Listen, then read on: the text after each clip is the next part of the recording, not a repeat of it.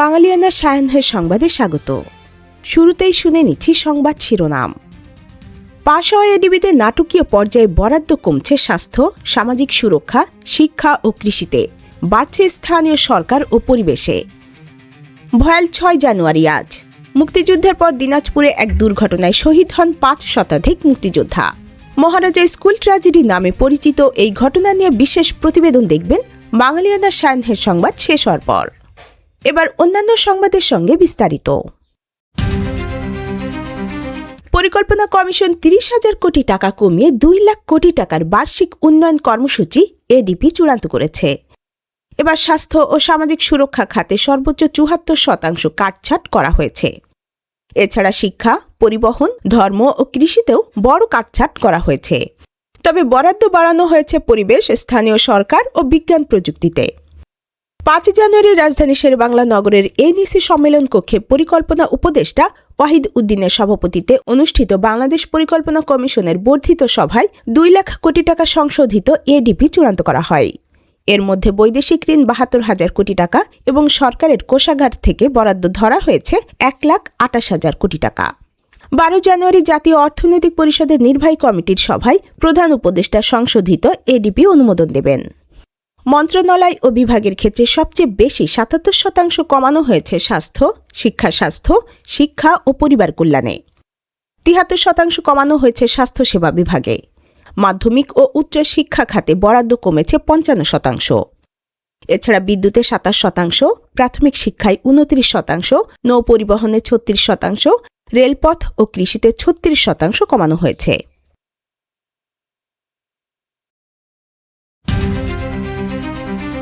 আসন্ন ত্রয়োদশ জাতীয় সংসদ নির্বাচন ও গণভোটকে সামনে রেখে এই প্রথমবার পোস্টাল ভোট বিডি অ্যাপের মাধ্যমে রেকর্ড সংখ্যক ভোটার ডাকযোগে ভোট দেওয়ার জন্য নিবন্ধিত হয়েছেন। নির্বাচন কমিশনের দেওয়া সর্বশেষ তথ্য অনুযায়ী সোমবার রাত ১২টা পর্যন্ত নির্ধারিত সময়সীমায় মোট ১৫,৩৩,৬৮২ জন ভোটার তাদের ভোটাধিকার প্রয়োগের জন্য নিবন্ধন সম্পন্ন করেছেন।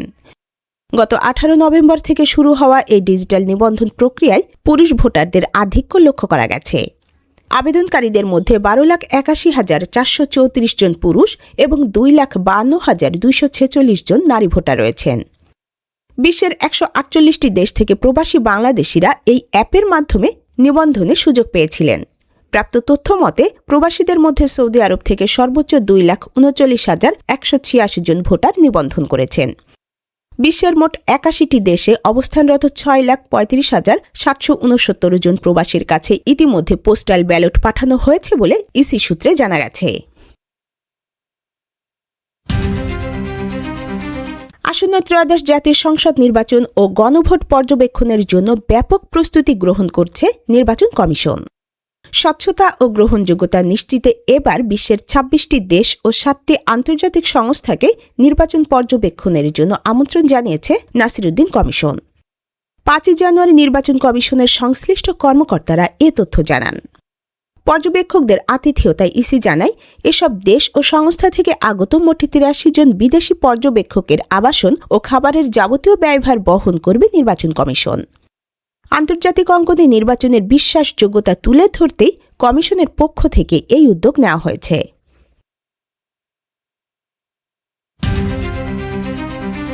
সদ্য ক্ষমতাচ্যুত ভেনেজুয়েলার প্রেসিডেন্ট নিকোলাস মাদুরো সোমবার নিউ ইয়র্কের একটি ফেডারেল আদালতে নিজেকে নির্দোষ দাবি করেছেন। মার্কিন প্রেসিডেন্ট ডোনাল্ড ট্রাম্পের নির্দেশে পরিচালিত এক অভিযানে বন্দী হওয়ার পর এই প্রথম তাকে জনসমক্ষে আনা হল। ব্রিটিশ বার্তা সংস্থা রয়টার্স এ খবর জানিয়েছে। ৬৩ বছর বয়সী মাদুরোর বিরুদ্ধে নার্কো টেরোরিজম বা মাদক সন্ত্রাসবাদ, কোকেন আমদানি ষড়যন্ত্র এবং মেশিন গান ও ধ্বংসাত্মক সরঞ্জাম রাখার মতো 4টি গুরুতর অপরাধের অভিযোগ আনা হয়েছে। আদালতে একজন দোভাষীর মাধ্যমে মাদুরো বলেন, আমি নির্দোষ, আমি অপরাধী নই, আমি একজন ভদ্র মানুষ, আমি এখনও আমার দেশের প্রেসিডেন্ট। তবে তার বক্তব্য শেষ হওয়ার আগেই ডিস্ট্রিক্ট জজ অ্যালভিন হেলারেস্টাইন তাকে থামিয়ে দেন। মাদুরোর স্ত্রী সিলিয়া ফ্লোরেসও আদালতে নিজেকে নির্দোষ দাবি করেছেন। আদালত আগামী ১৭ মার্চ মামলার পরবর্তী তারিখ ধার্য করেছেন।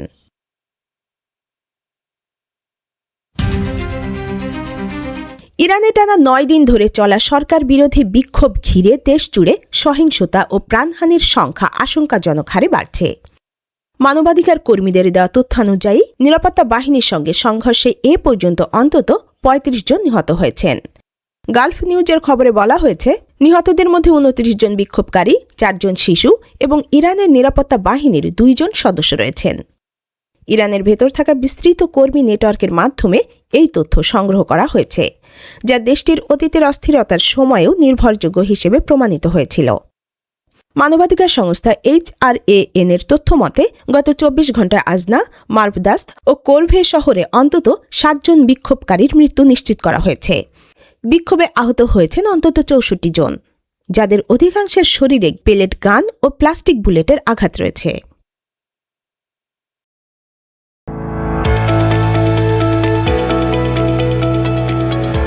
এবার শুনে নিচ্ছি বাংলালিয়ানা বাণিজ্য সংবাদ। দেশের আর্থিক খাতে শৃঙ্খলা ফেরাতে বড় ধরনের শুদ্ধি অভিযানে নামছে বাংলাদেশ ব্যাংক। এর অংশ হিসেবে চরম সংকটে থাকা ৯টি ব্যাংক বহির্ভূত আর্থিক প্রতিষ্ঠানকে নন ভায়োবেল বা অকার্যকর ঘোষণার আইনি প্রক্রিয়া চলতি সপ্তাহ থেকে শুরু হচ্ছে। ৫ জানুয়ারি বাংলাদেশ ব্যাংকে আয়োজিত এক সংবাদ সম্মেলনে গভর্নর আহসান এইচ মনসুর এই সিদ্ধান্তের কথা জানান। গভর্নর বলেন, আর্থিক প্রতিষ্ঠান খাতের শৃঙ্খলা ফেরাতে কঠোর পদক্ষেপ নেওয়া হচ্ছে। এসব প্রতিষ্ঠানের প্রকৃত আর্থিক অবস্থা যাচাইয়ের জন্য দ্রুতই অডিটর নিয়োগ করা হবে। তাদের লক্ষ্য হবে প্রতিষ্ঠানগুলোর দেনা আসলে কত তা সুনির্দিষ্টভাবে বের করা।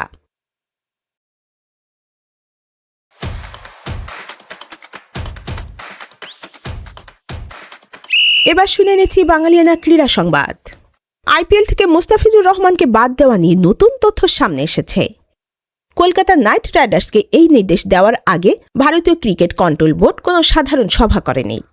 এমনকি বোর্ডের সব সদস্য বা IPL গভর্নিং কাউন্সিলের সঙ্গেও এ নিয়ে আলোচনা করা হয়নি। ভারতীয় গণমাধ্যম দ্য ইন্ডিয়ান এক্সপ্রেসের এক প্রতিবেদনে দাবি করা হয়েছে, সিদ্ধান্তটি নেওয়া হয়েছে বোর্ডের একদম শীর্ষ মহল থেকে। প্রতিবেদনে বলা হয়, মুস্তাফিজকে বাদ দেওয়ার বিষয়টি অনেক বোর্ড কর্তাই জানতেন না। বাংলালিয়ানা সায়ানের সংবাদ শেষ হল। ধন্যবাদ।